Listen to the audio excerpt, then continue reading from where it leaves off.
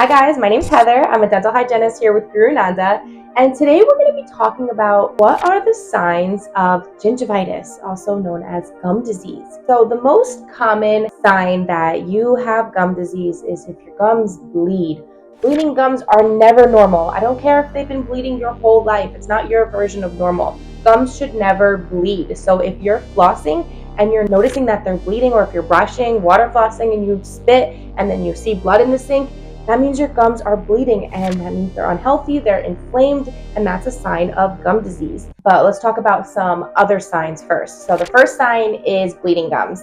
The second sign are if you notice inflammation. So if you smile and look in the mirror and you notice your gums are red and puffy, that's also a sign of gingivitis. Another sign of gingivitis is if your gums hurt and it's painful when you brush or floss, or if they're just, tender when you eat something. That's a sign that your gums are unhealthy, and it might mean that you have gingivitis. Now, the good news is that gingivitis is reversible. So gingivitis is inflammation of the gums. Now, that can be easily reversed by brushing more, flossing more, incorporating a water flosser, and your gums will tighten up. You might notice some bleeding for the first couple of weeks, more bleeding, but once all that bleeding has subsided, the inflammation will come down, your gums will get tighter, and your gums will be healthy again. Now, if the bleeding gums are chronic and it goes on for too long, gingivitis then turns into periodontal disease. Now, periodontal disease is not reversible, so we need to reverse gingivitis if we have that, so it doesn't lead into periodontal disease. Periodontal disease